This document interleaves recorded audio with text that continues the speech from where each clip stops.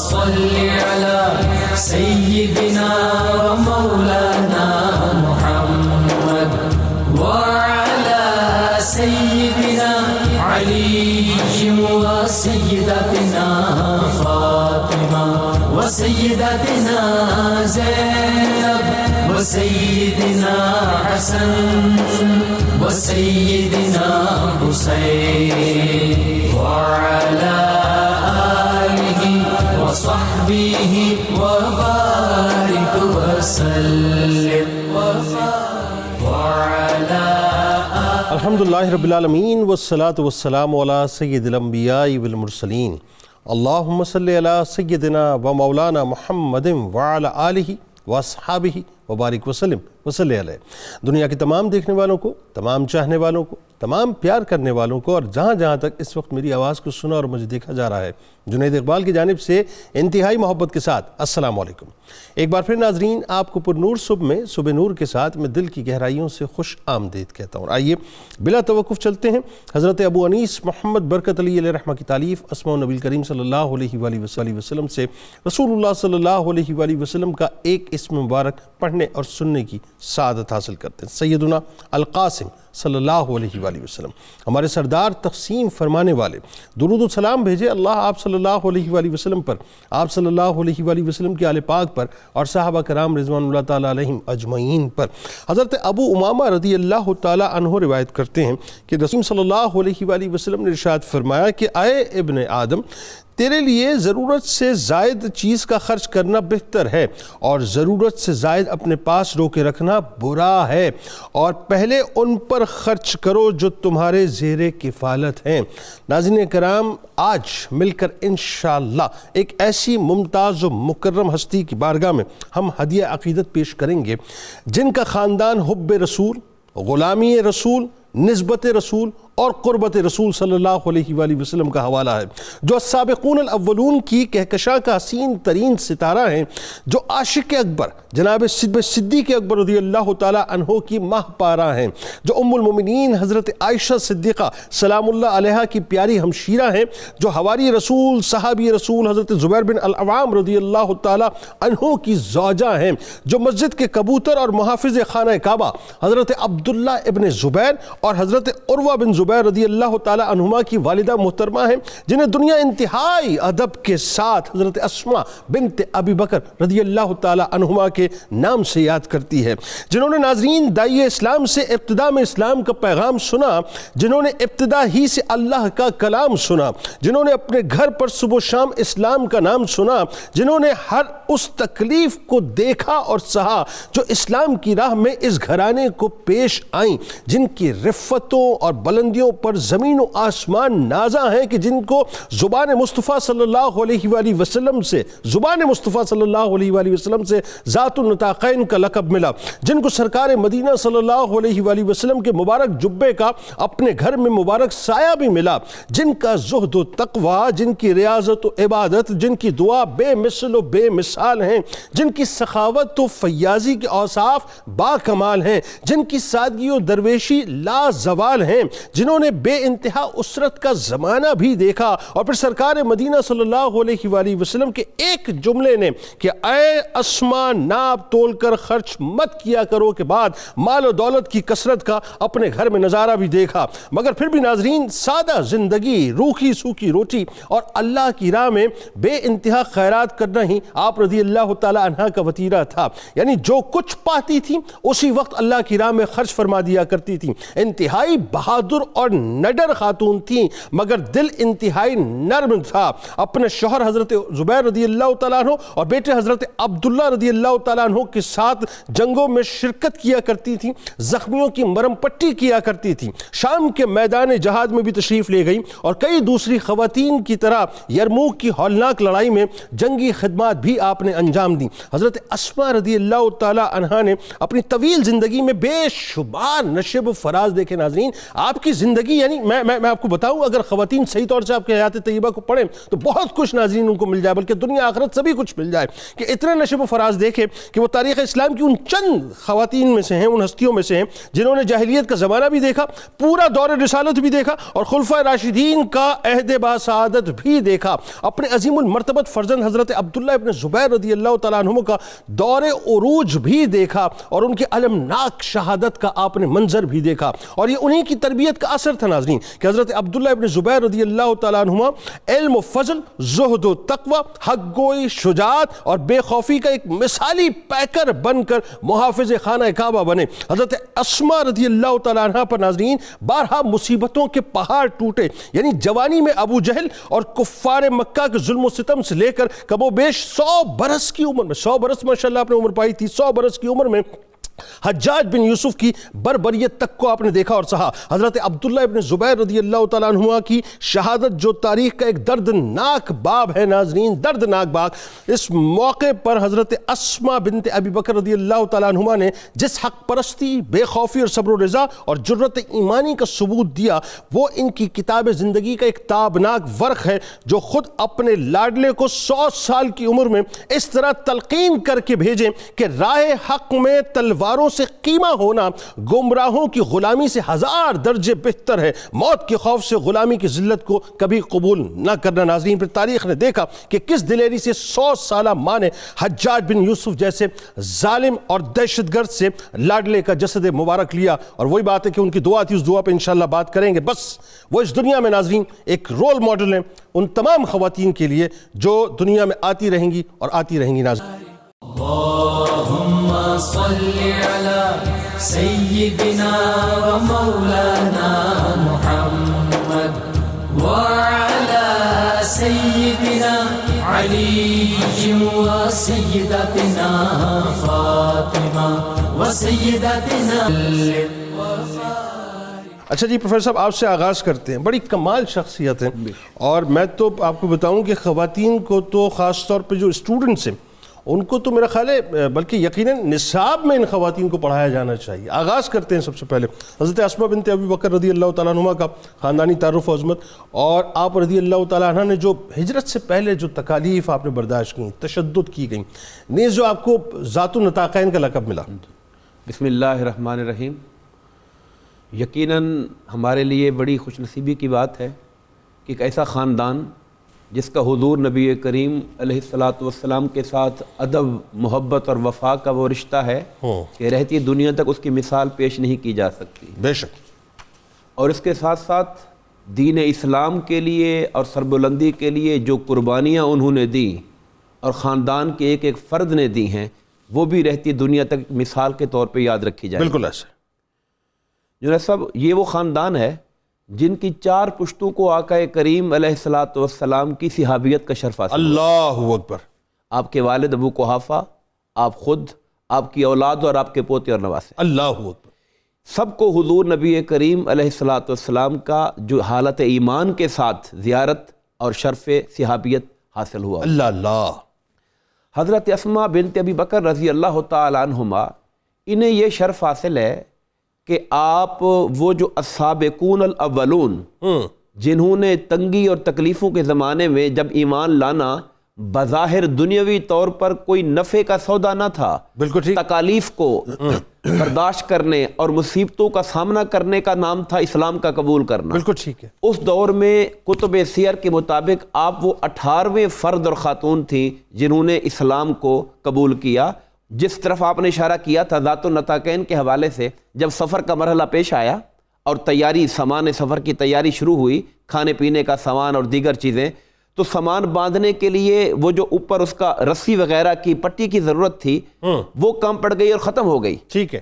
اب یہ وہ خاتون تھی حضرت اسماء رضی اللہ تعالیٰ عنہ، جانتی تھی کہ مشن کتنا نازک ہے اور وقت کتنا قیمتی ہے، اس میں ایک ایک لمحہ ضائع ہونے والا نہیں ہونا چاہیے۔ آپ نے فوری طور پہ اپنے لباس کے اوپر جو ایک پٹکا خواتین اس زمانے باندھا کرتی تھی، کمر بند ہوا کرتا تھا، اس کو اتارا، اس کے 2 ٹکڑے کیے اور اس کے ساتھ ان کو باندھ دیا۔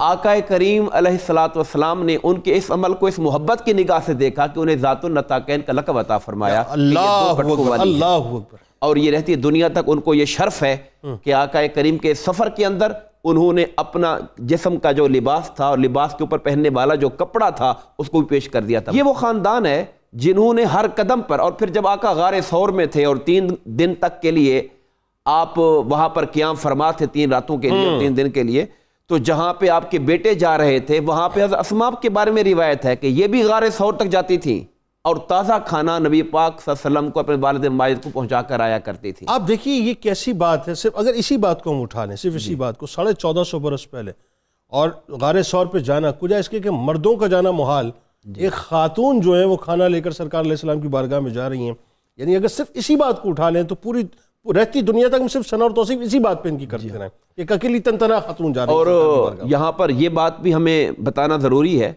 کہ جب کفار مکہ نے آقا کے گھر کا محاصرہ کیا، ہاں یہ بڑی اہم بات ہے، اور وہ قرآن نے ان کی اس سازش کا ذکر کیا تھا جی کہ انہوں نے طے کیا کہ معاذ اللہ حضور کو شہید کر دیا جائے، اور عرب قریش کے مختلف قبائل کے جوانوں کو ننگی تلواریں دے کر کاشانہ نبوی کے باہر کھڑا کیا، جی اللہ کے حکم سے آپ سورہ یاسین پڑھتے ہوئے وہاں سے نکلے اور وہ وہاں پہ کھڑے رہے، ان کی نگاہ سے آقا کریم کو اوجھل کر دیا گیا۔ جب آپ پہنچے ہیں صدیق اکبر کے گھر رضی اللہ تعالیٰ عنہ کے گھر، اور وہاں پہ آپ نے ان کو اپنے ساتھ لیا اور وہاں سے روانہ ہوئے، تو ایک جملہ میں کہنا چاہوں گا، حضرت عائشہ فرماتی ہیں کہ میں نے اپنے والد کریم کو جب یہ دیکھا پوچھتے ہوئے کہ کیا میں بھی آپ کے ساتھ جاؤں گا، حضور نے کہا ابوبکر آپ بھی میرے ساتھ جائیں، کہتے میں نے اپنے باپ کی آنکھوں سے آنسو نکلتے ہوئے دیکھے، اور زندگی میں پہلی اور مجھے پہلی بار معلوم ہوا کہ خوشی میں بھی کوئی ہوتا ہے، خوشی سے بھی کوئی آنسو ہوتا ہے۔ اللہ اکبر۔ تو ابو جہل جو تھا وہ پیچھے سے ڈھونڈتا ہوا آ رہا تھا کہ آپ کہاں چلے گئے ہیں، اور جب ان کے گھر پہ گیا اور جا کے پتہ کیا کہ پوچھا جا کے اسماء سے کہ ابو بکر کہاں ہیں، چونکہ رازداری کا حکم تھا، انہوں نے کہا میرے علم میں نہیں ہے، تو اس بدبخت نے آپ کو تماشا دے مارا، اس تماشے کے باوجود بھی آپ نے تکلیف کو برداشت کیا، مگر راز کو راز رکھا جو بارگاہ نبی۔ کیا کہنا کیا اچھا یہ ابتدائی جو حالات ہیں، اب دیکھیں ایک تو بنیادی طور پر یعنی ارتقائی مراحل سے اسلام گزر رہا ہے، تکالیف جس قسم کی تھیں، پھر وہی بات ہے کہ اب ایک پیریڈ ایسا ہے کہ جس میں ہجرت اور سارے معاملات اس میں آپ مستقل کھڑی ہوئی ہیں، ظاہر گھرانہ صدیق اکبر رضی اللہ تعالیٰ عنہ کھڑا ہوا ہے، اور پھر وہ جو آپ نے ہجرت کے بعد ابتدائی جو حالات ہیں آپ کے نظر آتے ہیں، اس میں ہمیں ابتدائی زندگی میں انتہائی تنگ دستی نظر آتی ہے، پریشانی نظر آتی ہے، فقر و فاقہ نظر آتا ہے، اور شکر گزاری جو ہے خاص طور پہ نظر آتی ہے۔ لیکن وہی بات پھر سرکار علیہ السلام کا ایک جملہ، اور جب دنیا پلٹی تو مال آنے کے باوجود بھی طبیعت میں وہی درویشی ہے، وہی سخاوت اور فیاضی، ذرا بتائیے کیا ہوا وہ؟ بسم اللہ الرحمن الرحیم والصلاة والسلام علی سید الانبیاء والمرسلین۔ جنید بھائی آج جس ہستی کا ذکر ہم کر رہے ہیں، انہوں نے سعادت بری عظیم نسبتوں کے جرمٹ میں اور صداقت کی آغوش میں پرورش پائی ہے، بلکہ یوں کہیں کہ یہ پروردہ آغوش صداقت ہیں۔ حضرت سیدنا صدیق اکبر رضی اللہ تعالیٰ عنہ کی یہ صاحبزادی حضرت اسماء بنت ابی بکر رضی اللہ تعالیٰ عنہ یہ اس حوالے سے بھی منفرد حیثیت رکھتی ہیں کہ انہوں نے زمانے جاہلیت بھی دیکھا، دور نبوت بھی دیکھا، خلفائے راشدین کا دور بھی دیکھا، اور اپنے بیٹے کی شہادت کو بھی دیکھا۔ بالکل ٹھیک ہے۔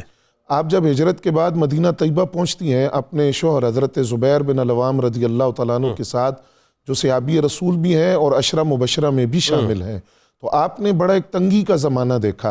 آپ خود بیان فرماتی ہیں کہ جس وقت حضرت زبیر رضی اللہ تعالیٰ عنہ کے ساتھ میں مدینہ طیبہ آئی، ان کے پاس ایک گھوڑا اور ایک اونٹنی تھی۔ ٹھیک، میں سارا دن اسی کو چارہ ڈالتی اور ان کے لیے پانی لاتی، ان کے لیے اونٹ کی جو کھجور کی گٹلیاں ہیں ان کو پیستی تھی اونٹنی کے لیے، پھر میں چمڑے کا ڈول سیتی، گھر کے لیے پانی میں خود لے کر آتی۔ اللہ، کوئی غلام نہیں تھا، کوئی کنیز نہیں تھی، یہ مشکل حالات میں نے دیکھے۔ اللہ اکبر۔ پھر فرماتی ہیں کہ ایک قطع زمین جو ہے نبی علیہ السلام نے ہمیں عطا کیا، جو بنو ندیر کے علاقے کے قریب تھا اور مدینہ طیبہ سے 6 میل دور تھا، تو آپ فرماتی ہیں کہ میں وہاں پیدل جاتی تھی اور کھجور کی جو گٹلیاں ہیں وہ پیس کر اس مقام تک میں لے کر جاتی۔ اللہ اکبر۔ نبی اکرم صلی اللہ علیہ وسلم نے بھی مجھے ایک مرتبہ اس حالت میں دیکھا اور سواری پر سوار ہونے کا حکم دیا، تو مردوں کی موجودگی میں نے اس کو مناسب نہیں سمجھا۔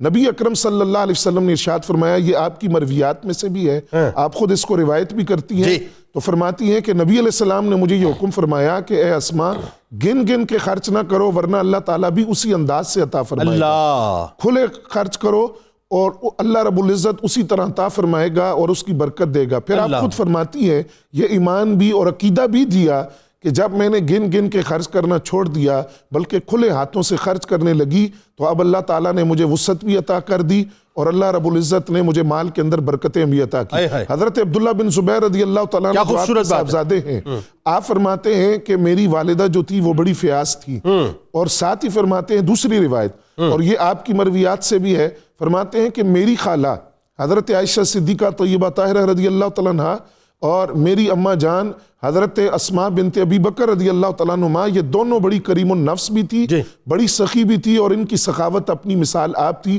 لیکن دونوں کی سخاوت کے اندر فرق تھا۔ وہ فرق یہ تھا کہ حضرت عائشہ صدیقہ رضی اللہ تعالیٰ عنہ پہلے مال کو جمع کرتی پھر اس کو خرچ کرتی۔ بالکل ٹھیک۔ میری والدہ کی سخاوت کا عالم یہ تھا کہ جو آتا وہ راہ خدا میں دے دیتی۔ بلکہ وہ بھی تو واقعہ تھا نا، حضرت عائشہ سلام اللہ علیہ کا جو ترکہ جو ہے وہ 1,00,000 درہم کچھ ملا تھا، وہ آپ نے تقسیم کر دیا۔ اسی طرح جب آپ بیمار ہو جاتی تو آپ غلام آزاد کرتی، اپنے غلاموں کو یہ ترغیب دی اور اپنی اولاد کو ترغیب دی کہ تم اللہ کے راستے میں خرچ کیا کرو۔ تو آپ کی سخاوت، آپ کی فیاضی، اللہ رب العزت نے یہ کمال، یہ اوصاف آپ کو عطا فرمائے۔ اچھا، اس میں دیکھیے آپ خاص طور پہ ممتاز عالم دین جناب علامہ محمد احمد برکاتی صاحب، آپ کو بھی خوش آمدید، آپ تشریف لائے، ظاہر ہے فوگی ویدر، یہ بالکل ایک نیچرل سی بات ہے۔ اب یہ بتائیے ذرا کہ حضرت منظر بن زبیر رضی اللہ تعالیٰ عنہ جب عراق سے آپ فتوحات کر کے آتے ہیں تو اس میں جو ہے وہ اپنا آپ کے لیے بڑا حسین سا لباس لے کے آتے ہیں، درویشی کا عالم یہ آپ قبول نہیں کرتی، سادہ سی غذا، سادہ سے کپڑے، یعنی مال و دولت کی کثرت ہو گئی ہے لیکن اللہ کی راہ میں جو ہے وہ لٹا رہی ہیں۔ اچھا، پھر ایک آپ کی حیات کا ایک پہلو اور بھی بڑا کمال ہے، وہ آپ کی عبادتیں، آپ کی ریاضتیں، آپ کی شجاعت، آپ کی بہادری، آپ کی حق پرستی، آپ کی بے خوفی، کئی واقعات ہیں، بتائیے ذرا اس بارے میں۔ بسم اللہ الرحمن الرحیم۔ حضرت سیدہ اسماء بنت ابی بکر رضی اللہ تعالیٰ عنہما، حضرت سیدنا ابو بکر صدیق رضی اللہ تعالیٰ عنہ کی آغوش محبت میں آپ نے پرورش پائی ہے، تو یقیناً حضرت سیدنا ابو بکر صدیق رضی اللہ تعالیٰ عنہ حضور صلی اللہ علیہ وسلم کے ان جان نثار غلاموں میں سے ہیں کہ جنہوں نے اپنی جان کا نذرانہ پیش کرنے کے لیے ایک لمحہ بھی فروگزاشت نہیں کیا۔ بالکل ٹھیک۔ حضرت سیدنا مولا علی المرتضیٰ شیر خدا کرم اللہ تعالیٰ وجہ الکریم ارشاد فرمایا کرتے تھے کہ ہم میں سے سب سے زیادہ بہادر حضرت سیدنا ابو بکر صدیق رضی اللہ عنہ ہے۔ سبحان اللہ۔ وجہ انہوں نے کہا جب جنگ بدر ہو رہی تھی، ہم دشمن کے ساتھ آمنے سامنے تھے، تو ان کا ٹارگٹ تو حضور صلی اللہ علیہ وسلم کی ذات مقدسہ تھی۔ درست۔ تو جب ہم نے یہ غور کیا کہ کہیں ان کا کوئی دستہ جو ہے وہ چکر کاٹ کے آپ کی شہادت کے لیے نہ آ جائے، تو میں نے غور کیا کہ آپ کی حفاظت کے لیے کون ہے، تو مجھے نظر آیا کہ اس وقت حضور صلی اللہ علیہ وسلم کے پیچھے حضرت سیدنا ابو بکر صدیق رضی اللہ عنہ کھڑے ہوئے۔ سبحان اللہ۔ تو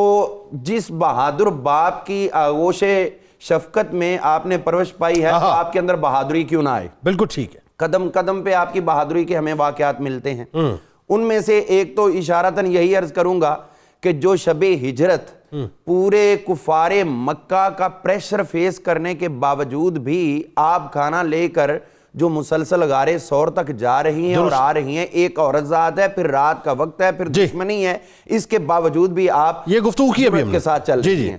اس کے بعد ہم دیکھتے ہیں کہ جنگ یرموک کا خصوصاً موقع، اس موقع پر ہوا کیا ہے کہ حضرت خالد بن ولید رضی اللہ تعالیٰ عنہ جب 30 سوار کہے تھے کہ مجھے دے دیے جائیں، حضرت ابو عبیدہ بن جراح رضی اللہ عنہ آپ نے کہا بھی یہ کتنے لوگ سامنے اور آپ کتنے جا رہے ہیں، اس کو بڑھائیں۔ انہوں نے کہا چلو 60 کر لیں۔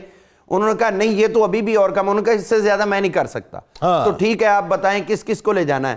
تو آپ نے ان بہادروں میں سے حضرت اسماء بنت ابی بکر کے بھائی حضرت عبد الرحمن کا نام لیا، ٹھیک ہے، ان کے خاوند حضرت زبیر بن عوام کا نام لیا، ٹھیک ہے، اور ان کے بھائی حضرت اصباح کا نام لیا، ٹھیک ہے۔ اب یہ تینوں بہادر تھے، اور حضرت اسماء بنت ابی بکر ایک وقت وہ آیا کہ یہ خود بھی تلوار اٹھا کر اپنے خاوند حضرت زبیر بن عوام کے شانہ بشانہ دشمن سے لڑنا شروع ہو گئی۔ اور پھر یہ دیکھیے کہ رات کا ٹائم، اسی جنگ کے دوران رات کو جنگ بند تھی، اب یہ خطرہ تھا کہ کوئی دشمن حملہ نہ کر دے، تو حضرت اسماء بنت ابی بکر نے یہ محسوس کیا تو حضرت زبیر سے کہنے لگی کہ آپ چلیں ہم جا کے مسلمان فوجوں کی حفاظت کے لیے کچھ کریں۔ آپ دیکھیے عورت ہے اور باقی مجاہدین ہیں تو آرام کر رہے ہیں، صبح ہم نے لڑنا ہے، لیکن یہ کہہ رہے ہیں کہ اگر سوتے ہوئے حملہ ہو گیا تو وہ زخمی بھی تھے، تو کہنے لگے کہ میری تو کیفیت نہیں۔ انہوں نے کہا ہے یا نہیں ہے؟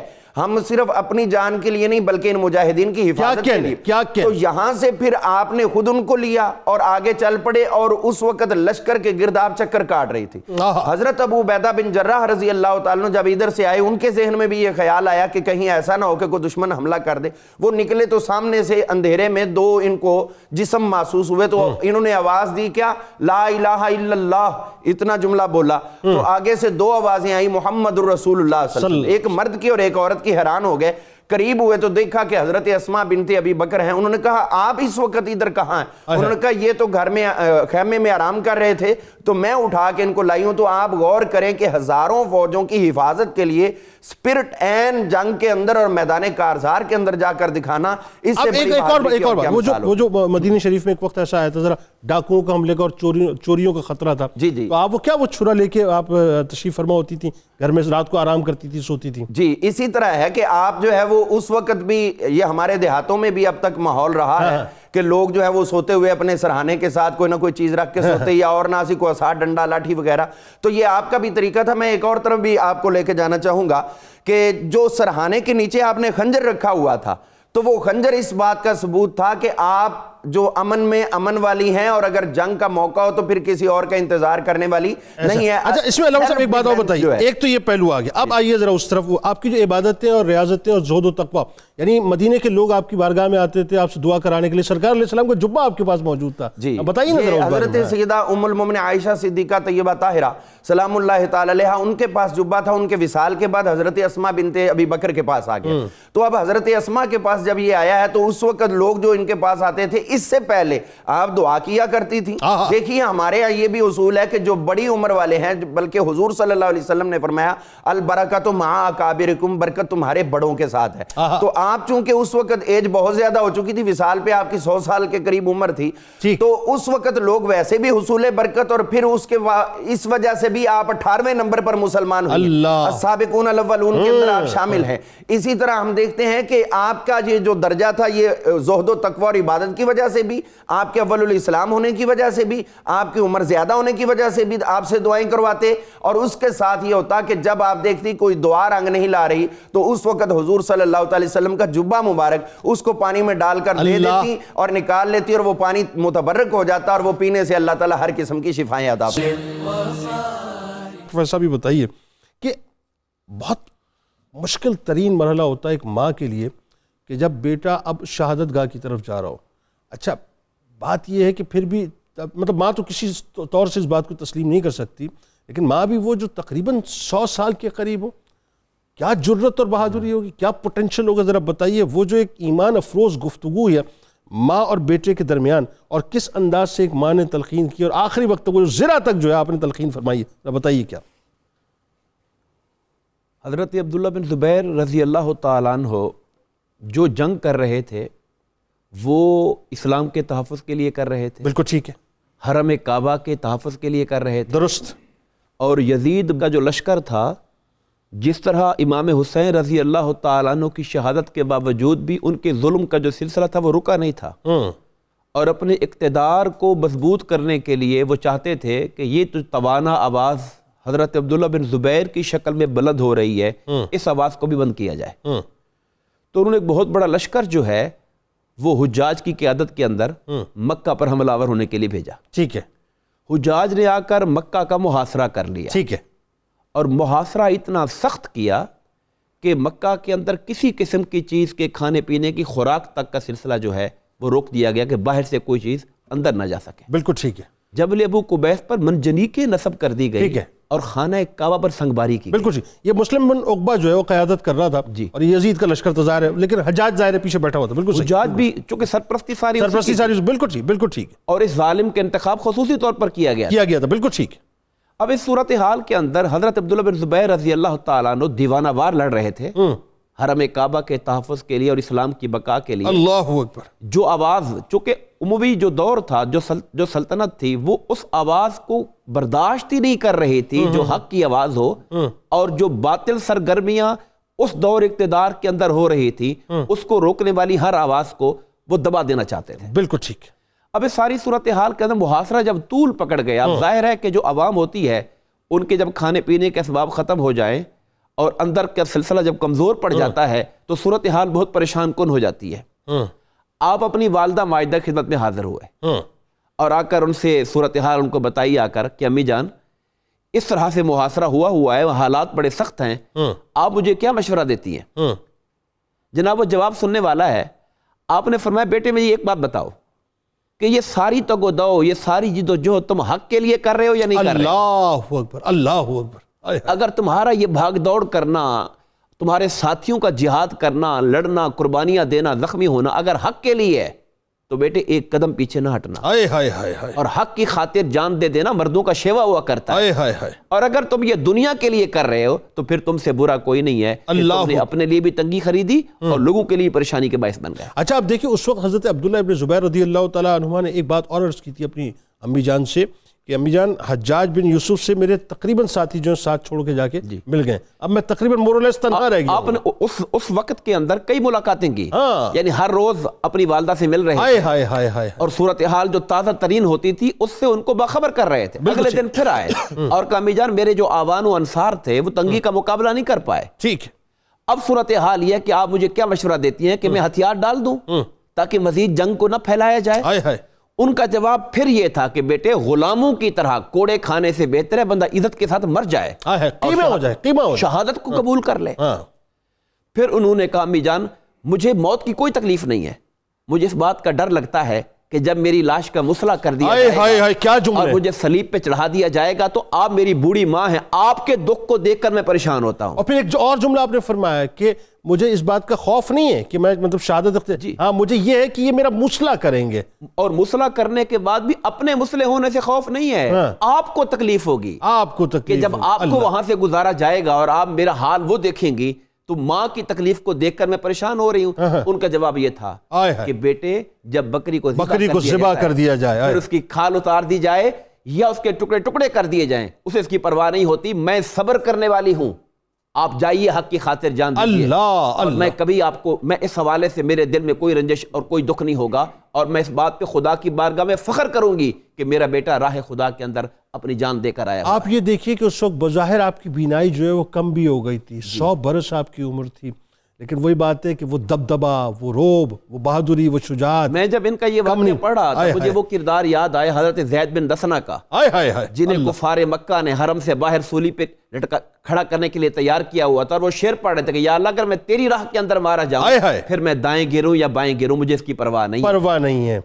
آخر میں جب آپ کا دستے مبارک اپنے بیٹے کے جسم اثر پہ لگا, ماں نے قریب کیا, وہ بتائیے. ماں نے قریب کیا کہ بیٹے آؤ میں تجھ سے پیار کر لوں, کیونکہ اب تو تم ظاہر ہے سفر موت کے لیے روانہ ہو رہا ہے. تو انہوں نے اپنے قریب لگایا, جب ہاتھ لگایا تو لوہے کی زرہ محسوس ہوئی. تو انہوں نے کہا بیٹے یہ کیا ہے؟ ماں یہ زرہ ہے تاکہ جو جنگی معاملات ہوتے ہیں اس کے اندر حفاظت کے لیے پہنا جاتا ہے. تو انہوں نے کہا نہیں بیٹے اس کو چھوڑ دو, تم اللہ کی راہ کے لیے جا رہے ہو تو جو تکلیف اور جو پریشانیاں تم اپنے بدن پر برداشت کرو گے وہ تمہارے لیے اللہ پاک کی بارگاہ کے اندر اللہ مستجاب الدعوات, ایسی مستجاب الدعوات کہ مدینہ شریف کے لوگ اپنے مسائل لے کے آپ کی بارگاہ میں آتے اور آپ دست دعا بلند کرتی ہیں اور لوگوں کے کام ہو جاتے. ایسی مستجاب الدعوات کہ اللہ سے یہ مانگا کہ یا اللہ اس وقت تک موت مت دینا جب تک کہ میں اپنے بیٹے کو کفنا دفنا نہ لوں. یعنی اس گھرانے کو تو خدا کی قسم میں آپ کو بتاؤں, اگر ہمیں اس گھرانے کے ناموں کا صرف ورد کا وظیفہ مل جائے نا تو میرا خیال ہے ہماری زندگیاں سنور جائیں. علامہ صاحب ایسی یہ وہ گھرانے. آخر میں ذرا یہ بتائیے کہ آپ سے کئی مرویات 56 کے قریب علمی مقام اللہ نے آپ کو بہت عطا کیا, بتائیے, بس مجھ سے اب سوال نہیں ہو رہا, بتائیے. ابھی آپ جو فرما رہے تھے تو اس کے اندر میں ایک اضافہ کرنا چاہوں گا کہ جب حضرت سیدہ اسماء بنت ابی بکر اپنے بیٹے کے جسد مبارک کے پاس گئیں تو وہ انداز کیا تھا؟ بتائیے. وہ اس انداز میں تھے کہ جس درخت کے ساتھ, جس لکڑی کے ساتھ ان کا جسد لٹک رہا تھا, آپ نے جا کر اس جسد کو اپنی باہوں میں لے لیا. اللہ اللہ اللہ. اور لے کے آپ روتے ہوئے کہنے لگیں, یہ جملہ آپ بول رہی ہیں اللہ تعالیٰ کے حضور کہ یا اللہ یہ میرا بیٹا تیری راہ میں شہید ہوا ہے, اور ساتھ کہہ رہی ہیں یا رسول اللہ. مکہ مکرمہ کا واقعہ ہے, 73 ہجری کا ہے, تو وہاں عرض کر رہی ہیں یا رسول اللہ, یا نبی اللہ, یہ میرا بیٹا ہے, آپ کے وصال کا جو ہمیں دکھ تھا اس سے بڑا تو یہ دکھ نہیں ہو سکتا. آئے ہائے آپ کا اب بھی دنیا سے فکر نہیں تشریف لے جانا چاہے میرا بیٹا ہے، آپ سے بڑا یہ دکھ نہیں ہے. اور آپ کے بعد اگر مجھے دکھ ہے تو یہ میرے بیٹے کا دکھ ہے. اور یہ جملے آپ نے روتے ہوئے ادا کیے. اور جب یہ حضرت عبداللہ بن عمر رضی اللہ عنہ آپ کے پاس یہ جملے پہنچے ہیں، آپ کو بتایا گیا کہ انہوں نے یہ لفظ بولے ہیں، تو حضرت عبداللہ بن عمر رضی اللہ عنہ وہاں پر دھاڑے مار مار کر رونا شروع ہو گئے. اور پھر فرمانے لگے کہ چونکہ آپ کی بھی نگاہ کمزور ہو گئی تھی تو آپ فرمانے لگے مجھے بھی لے کے چلو اس درخت کے پاس، اس جگہ جہاں آپ کے فرزند رجمند کو پھانسی دی گئی ہے، میں بھی وہاں جاؤں گا. اور وہاں جا کر حضرت سیدہ اسماء بنت ابی بکر کے اس قول کی تصدیق کرتے ہوئے آپ بھی رو رہے ہیں کہ واقعی حضور صلی اللہ علیہ وسلم، اور ان کا بھی دیکھیے کہ آپ کے وصال کے بعد سب سے زیادہ دکھ یہ محسوس ہو رہا ہے. تو جن کی شہادت پہ اب یہی ہے وہ سلسلہ جو حضرت امام زین العابدین کے ساتھ ملائیے. امام علی مقام کی شہادت پر وہ بھی حضور صلی اللہ علیہ وسلم کے حضور ہی استغاثہ کر رہے تھے، اور حضرت اسماء بنت ابی بکر بھی حضور صلی اللہ علیہ وسلم پورے گھرانے کا مرکز و محوری سرکار علیہ السلام کی ذات اقدس ہے. جی تو جہاں تک مرویات کی بات ہے تو اس طرف آتا ہوں. حضور صلی اللہ علیہ وسلم سے انہوں نے خرچ کرنے کے بارے میں پوچھا تو آپ نے فرمایا خرچ کرو اور گنتی نہ کرو. ٹھیک ہے، اللہ کی راہ میں بے حساب دو. جب تم بے حساب دو گے تو اللہ بھی تمہیں بے حساب دے گا. اگر تم خرچ کرو گے گن گن کر تو پھر تمہیں بھی گن گن کر دیا جائے گا. بلکہ وہ جو خواتین بغیر اجازت اپنی ضروریات زندگی کے لیے جب کچھ مال نکال لیتی ہیں اپنے شوہر کی جیب سے، تو میرا خیال ہے یہ بھی آپ ہی کا صدقہ جو خواتین کو ملائے رہتی دنیا تک، یعنی بقدر ضرورت، بقدر ضرورت جس کے بغیر گزارا نہ ہو. بالکل ٹھیک، بالکل ٹھیک. تو اب اس کے بعد ہم دیکھتے ہیں کہ حضرت اسماء بنت ابی بکر رضی اللہ عنہا آپ جو ہیں وہ تشریف لے کر آئیں حضرت سیدہ عائشہ صدیقہ طیبہ طاہرہ کے پاس، اور دیکھ رہی ہیں کہ حضور صلی اللہ علیہ وسلم نماز ادا فرما رہے ہیں، اور اس وقت آپ کبھی بھی نماز ادا نہیں فرماتے تھے. تو یہ کیا کیفیت ہے؟ تو انہوں نے اشارہ کیا آسمان کی طرف. تو انہوں نے کہا کیا کوئی نشانی ظاہر ہوئی ہے؟ تو انہوں نے اشارہ کیا ہاں، یعنی سورج گرہن لگا ہوا تھا. تو حضور صلی اللہ علیہ وسلم نے وہاں پر نماز ادا فرمائی صلاۃ الکسوف، اور کئی گھنٹوں پر ادا کی. آپ کھڑی کھڑی اتنا تھک گئیں کہ بیٹھنے لگیں، اور ساتھ ہی پانی پڑا تھا. تو چونکہ نفل نماز تھی تو اس میں کچھ اجازت ہوتی ہے، تو اپنے سر پہ مشکیزے میں سے پانی بھی ڈالنے لگیں. تو اس میں جو ہے وہ آپ کی ایک طویل قیام کی کیفیت، یعنی ایک بندہ کھڑا ہوتا ہے وہ ارادتاً کھڑا ہوتا ہے، وہ ذرا اور کیفیت ہوتی. ایک بندہ اتفاقاً ہے تو وہ کھڑا ہوا. ابھی امام اس میں اجازت اس طرح سے ہوتی ہے جو آپ فرما رہے ہیں؟ جی نفل میں بعض صورتوں میں اجازت ہو جاتی ہے، عمل کثیر نہ بنے، عمل قلیل کے اندر رہ کر اجازت ہوتی ہے. ٹھیک ہے. تو اب اس طرح یہ آپ سے روایت ہے. اور میں روایات کے حوالے سے ایک اور وضاحت ذرا کر دوں. حضرت جو علم حدیث ہے اس کے اندر جو روایات ہیں وہ 3 درجوں پہ تقسیم کی جاتی ہیں. پہلی ہوتی مرفوعات، ٹھیک ہے، جس میں حضور صلی اللہ علیہ وسلم کا قول فعل اور تقریر بیان کی جائے. ٹھیک ہے. اور دوسری ہوتی ہے موقوفات، ٹھیک ہے، جو صحابی کا عمل قول فعل اور تقریر بیان کی جائے تو آپ کا اپنا بیان بھی مرویات کے اندر داخل ہے. یعنی جو کچھ آپ بھی کہہ دیں وہ بھی مرویات کے اندر ہی. مزید بتائیے، کچھ بتائیے ذرا. اسی طرح میں عرض کرتا ہوں حضور صلی اللہ علیہ وسلم کہ جو روایات آپ بیان فرماتی ہیں، ایک خاتون خانہ آپ کے پاس آئی، انہوں نے کہا میرے بال جھڑ گئے تو شادی کا موقع ہے تو میں کیا دوسرے بال پکڑ کر لگوا لوں سر پہ؟ تو آپ نے فرمایا کہ نہیں، حضور صلی اللہ علیہ وسلم نے اس کی اجازت عطا نہیں فرمائی تھی اور اس پہ آپ نے لعنت فرمائی تھی، لہٰذا تم نے اس سے بچنا ہے. یہ حضرت اسماء کا اپنا فرمان، مسند احمد کے اندر یہ حدیث پاک موجود ہے. لیکن اس میں وضاحت طلب بات ہے کہ بال کس کے لے رہی ہیں، وہ کیسے لگوا رہی ہیں، تو پھر طویل ہو جائے گا، ہمارا وقت محدود ہے. تو اسی طرح آپ کی مرویات میں سے یہ چیز بھی شامل ہے کہ حضرت اسماء بنت ابی بکر رضی اللہ تعالیٰ عنہما، آپ صحابہ اکرام جو آپ کے پاس آتے تھے باپردہ حالت میں آپ بیٹھتی تھیں، تو پھر جو آپ کا عمل اور وظیفہ ہوتا تھا اس کو حضور صلی اللہ علیہ وسلم کی طرف منسوب کر کے بتایا کرتی تھی. مثلا آپ یہ بتاتی تھی کہ حضور صلی اللہ علیہ وسلم فجر کی نماز کے بعد کبھی بھی کوئی نفل ادا نہیں فرمایا کرتے تھے. تو یہ اصل میں اس حدیث کی طرف اشارہ ہے جو آپ نے فرمایا لا صلاۃ بعد الفرض حتی تطلع الشمس، جب تک سورج طلوع نہ ہو جائے فجر کی نماز کے بعد کوئی اور جو ہے وہ نماز نفل وغیرہ ادائیگی نہیں کی جا سکتی. ٹھیک ہے. اسی طرح آپ کی مرویات میں یہ بھی شامل ہے کہ کسی نے پوچھا آپ سے کہ یہ جو دم حیض لگ جاتا ہے کپڑوں پر، خدا نخواستہ لگ گیا تو اس کی کیا کیفیت ہے؟ تو آپ فرماتی کہ میں نے خود حضور صلی اللہ علیہ وسلم سے یہ پوچھا تھا تو آپ نے ارشاد فرمایا تھا کہ اس کو پہلے کھرچ دو، پھر اس کو دھو دو اتنی جگہ کو، اور اچھی طرح دھو کے اسی کے اندر نماز ادا کر لو. یعنی یہ نہیں کہ اگر کپڑے پہ لگا تو سارے کپڑے تبدیل کرو یا سارے دھو لو، یہ نہیں ہے، بلکہ صرف اتنی جگہ ہی آپ صاف کر لو.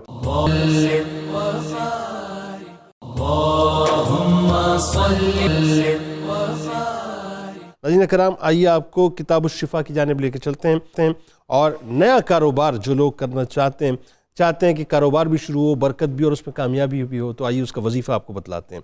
اگر کوئی شخص نیا کاروبار شروع کر رہا ہو تو 21 دن تک بلا ناغہ سورہ لقمان کی آیت نمبر 23 اول و آخر درود ابراہیمی کے ساتھ 313 بار پڑھ کر اللہ تبارک و تعالیٰ سے دعا مانگے، انشاءاللہ کاروبار میں یقینی کامیابی ہوگی۔ صدیق اکبر رضی اللہ تعالیٰ عنہ کا بڑا کمال قول مبارک ہے کہ عام لوگ عبادت میں سستی کریں تو بری بات ہے، لیکن اگر علماء اور طلباء عبادت میں سستی کریں تو یہ اور بھی زیادہ برا ہے۔ حضرت اسماء کو حق سے مرتبہ اعلیٰ ملا، حضرت اسماء کو حق سے مرتبہ اعلیٰ ملا، مصطفیٰ کی خادمہ ہونے کا ہے رتبہ ملا، حضرت اسماء کو حق سے مرتبہ اعلیٰ ملا۔ وہ شب ہجرت غلامی سرور کونین کی، وہ شب ہجرت غلامی سرور کونین کی، بنت صدیق آپ کو اعزاز ہے دوہرا ملا، مصطفیٰ کی خادمہ ہونے کا ہے رتبہ ملا، رحمت رب ہو گئی اسماء یہ کیسی آپ پر،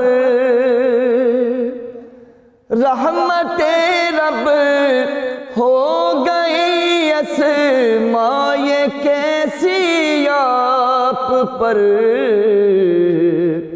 ہے صلہ خدمت کا جنت کا حسین تحفہ ملا، مصطفیٰ کی خادمہ ہونے کا ہے رتبہ ملا، ہے یہ ساجد آپ کا اور آپ کے گھر کا غلام، ہے یہ ساجد آپ کا اور آپ کے گھر کا غلام، آپ کے در کا گدا در پر صدا بیٹھا ملا، مصطفیٰ کی خادمہ ہونے کا ہے رتبہ ملا، حضرت اسماء کو حق سے مرتبہ اعلیٰ ملا۔ زینب و سیدنا حسن